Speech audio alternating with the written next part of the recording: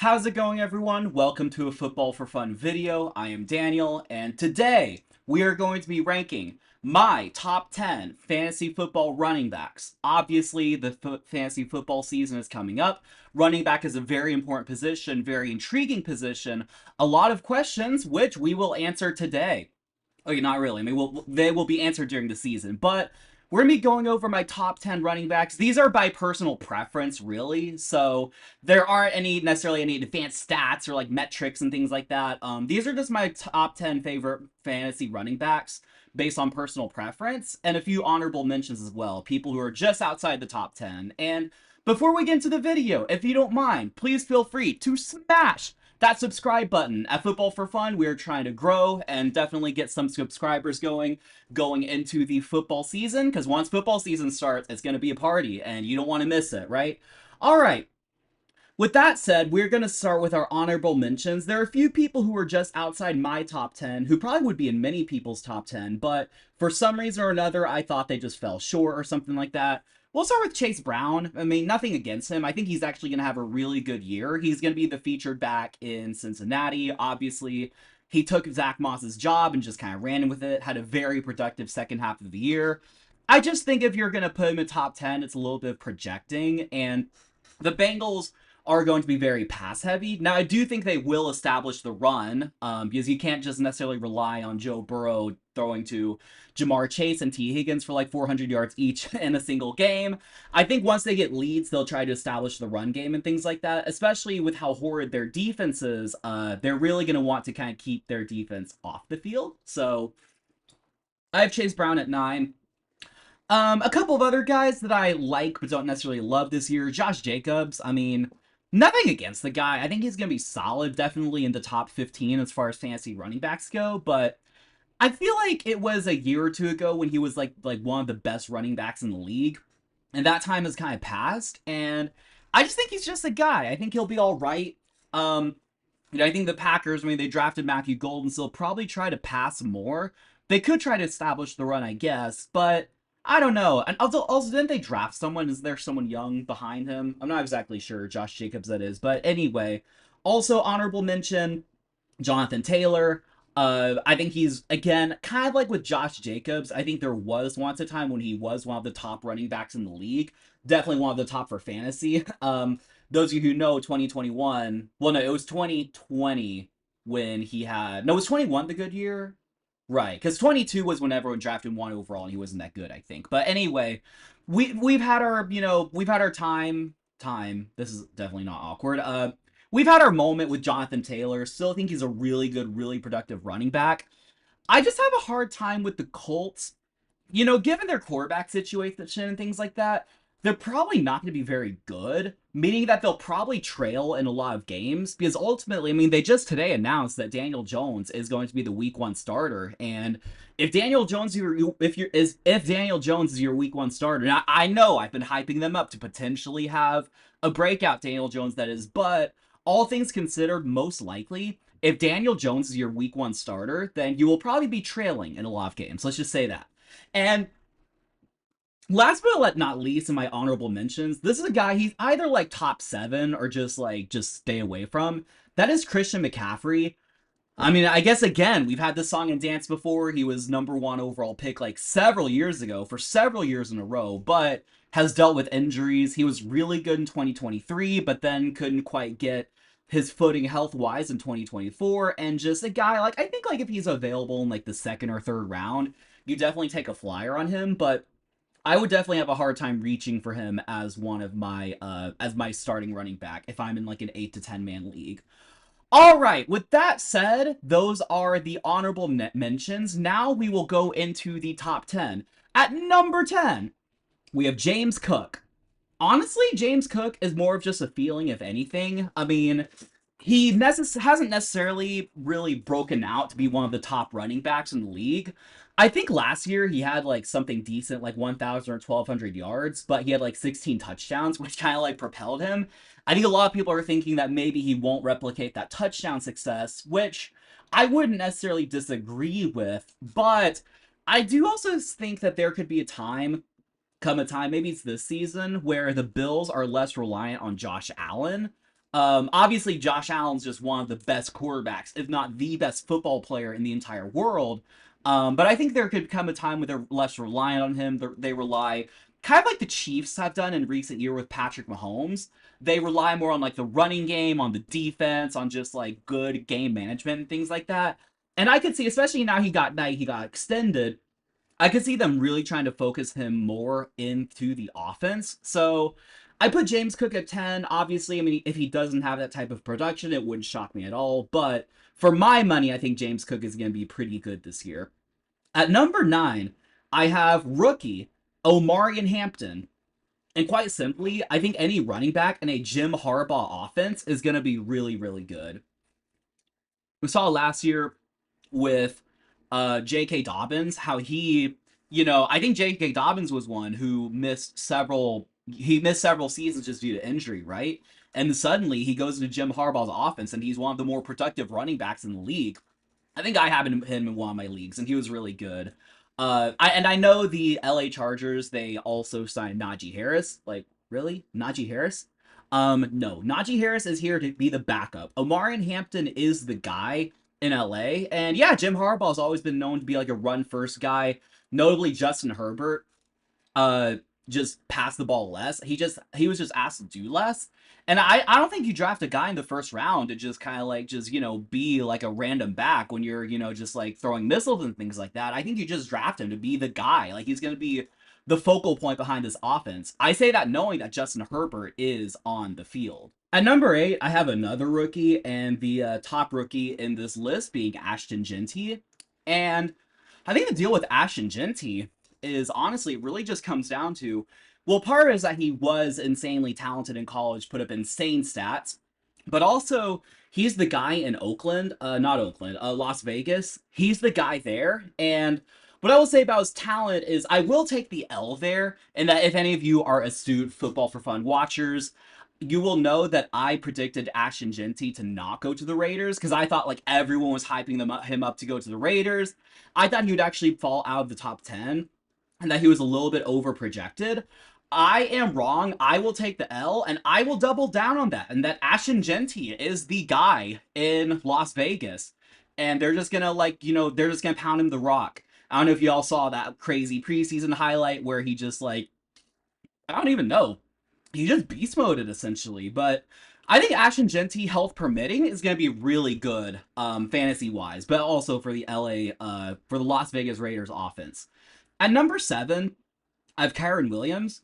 Kyren Williams is a guy that I've been hearing a lot, like, oh, don't draft him. He's not going to be able to replicate his production. He was given too many carries.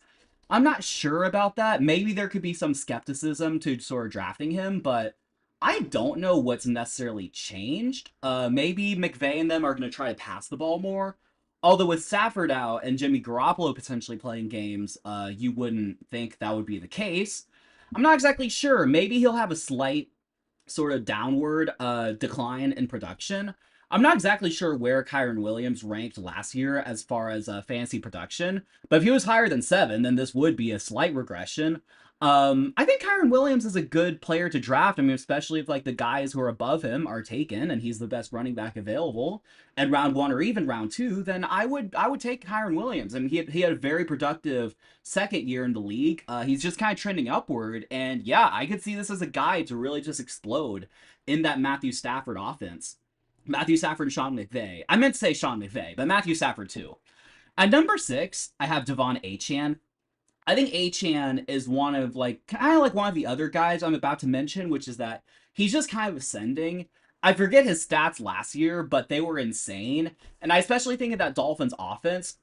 I mean, they still have Tyreek Hill and Jalen Waddle and obviously Tua. So they have a lot of the core guys on offense that they've had the last few years. But I do think that Devon Achane has potential to be one of the best running backs in the entire league. And they'll probably just pound the rock to him, especially if Tyreek Hill ends up getting traded or whatnot. It'll probably be a situation where he gets the rock a lot. Honestly, not a lot more to say. I don't really have any profound thoughts about Devon Achane, but I mean, apparently he's one of the best running backs in the world, so good for him. At number 5, a guy I really love, if you watch my previous video, that is Bucky Irving. Yes, Bucky Irving as a rookie. He was a rookie last year, right? Yes, he was a rookie last year. He was the running back 2 behind Rachaad White, who was an established starter, but then he just took the job like that. And Bucky Irving is the running back 1 in Tampa. I believe he rushed for like 1,200 yards last year, if I'm not mistaken. Actually, let me check the stats because this is a guy I really believe in, and I want to make sure that I represent him right.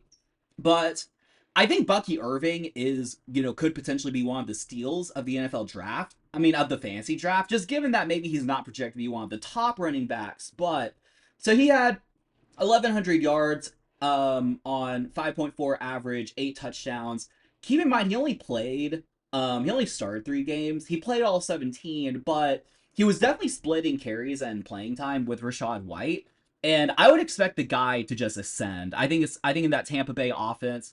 Now, obviously, they've always been pass heavy, but I think kind of like the Bengals, maybe they're gonna try to like feed the rock a little bit more and really try to establish Bucky Irving as one of the top running backs in the league.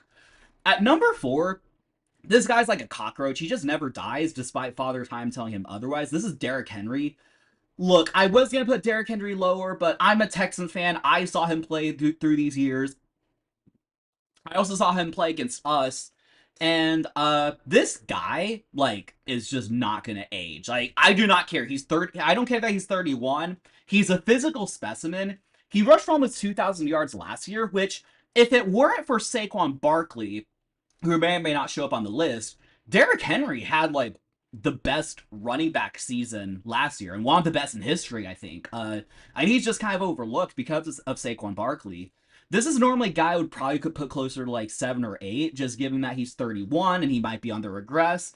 And honestly, when he regresses, I will admit, I mean, he's just a guy that, like, until proven otherwise, I'm not going to bet against Derrick Henry. I think Derrick Henry, maybe not quite 1,900 yards, but he's going to have a really good season. He's, again, going to be one of the focal points of the Baltimore Ravens offense, and this is just a man who doesn't die, who doesn't age, until he does, right? And number 3, I have Saquon Barkley. I do think a lot of people are kind of like, obviously he had a really historic year. I think a lot of people are maybe skeptical, which is that Saquon Barkley, obviously he's going to regress a little bit, probably, just given the odds. And also he does have a recent injury history. So I do think if you were to put Saquon Barkley lower than, 1, 2, or 3, it would be either and or, I guess, either and or, right? That you predict that he regresses significantly or that he gets injured, which, I mean, it's possible. I mean, obviously, I don't hope for that of any of my fantasy running backs, but if you're projecting a potential injury, maybe compared to the other guys, and that's a fair criticism. But obviously, Saquon Barkley, I also think that's a pick you don't necessarily need to overthink. Like, let's say you're at like pick 4, um, and like the 2 running backs went 1 and 2, or maybe like running back 1, Jahmyr Chase 2, and then the other running back 3, the other running backs who are not named here yet. If Saquon Barkley's just your best player at 4, you might as well just take him. I think there's a point where you don't want to overthink it, but also you do want to be a little bit optimistic. Like if you have a top 2 pick, do you really want to invest in Saquon Barkley? That might just depend on if you want a more developmental younger guy who could really explode, or if you just want an established guy who's coming off a historic year. I think it's really your personal preference. With all that said, at number 2, I have Jahmyr Gibbs. I think Jahmyr Gibbs and that Lions offense is going to be really, really good. I mean, he's been splitting carries with David Montgomery for a couple of years, and he's still one of the best running backs in the league. And as cool as the like Sonic and Hedgehog or Sonic and Knuckles, right? Not Sonic the Hedgehog, Sonic and Knuckles kind of duo is with Jahmyr Gibbs and David Montgomery. I think at some point the Lions are just gonna really turn their focus on Jahmyr Gibbs and maybe make David Montgomery like a situational 3rd, 4th down back, something like that. I mean, yeah, if you see the guy play, he's just absolutely insane. He posted some insane stats last year, and I think he's just gonna be one of the best running backs in the league at this time, next year, if not, the best running back.